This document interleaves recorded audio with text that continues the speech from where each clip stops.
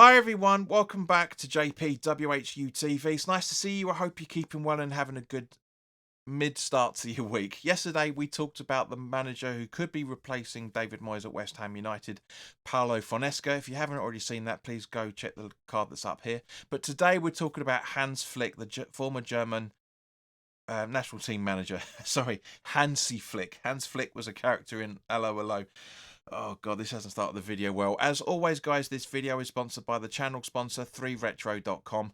Please click the link in the description below that will take you directly through to the West Ham section of their website, where you can purchase some really nice retro gear, guys, along with track jackets, polo shirts, sweatshirts and t-shirts made by Admiral and Umbro, as you can see from the icon that's up here. Any purchases you make through the link in the description below, the commission that the channel would normally be getting, as I always say, I'll be sending on to the charity Iron Supporting Food Banks. They're based in the Newham area, and they're helping those in the Newham area and the Essex County and further afield for that matter, as they are currently supporting over 60 separate food banks as of the time of this recording. So guys, go grab yourself a really nice retro shirt. You'll be saving yourself a few quid in comparison to the club shop, and you'll be helping those less fortunate than you and I. So let's talk about Hansi Flick. He's 59 years old. He's a German, obviously. Former defensive midfielder, centre-back and centre-mid. He's previously managed, amongst others, at Bayern Munich, Klein and Hoffenheim. He's not with any current club after leaving the German national side a little while ago. That kind of sits into the sort of manager that David Sullivan wants. Even though Fonseca, as it seems, is going to be out of contract in the summer, Sullivan doesn't want to play any compo to any other teams, so this is probably the higher one on his list. And of course, with having Tim Steiden in charge as well, for that matter, I think both of them are going to say this is probably the preferred one for different reasons. Now, again, just like with Fonseca and with David Moyes and loads of other people, his preferred formation, Hansi Flick's formation, is a 4-2-3-1, but he does mix it up with a 4-3-3 as well, for that matter. I love that. I really, really do like that.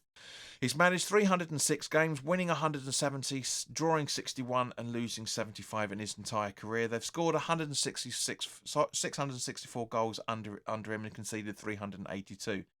He's amassed 571 points per game, and 571 points in total, and the average points per game is 1.87, which is not bad. Not bad. He's got good pedigree there. He's managed 25 games with Germany, an average of 1.72 points per game. 86 games with Bayern Munich with an average of 2.5, just over 2.5, 2.53 average points for games. 195 games with Hoffenheim with an average of 1.59 points per game.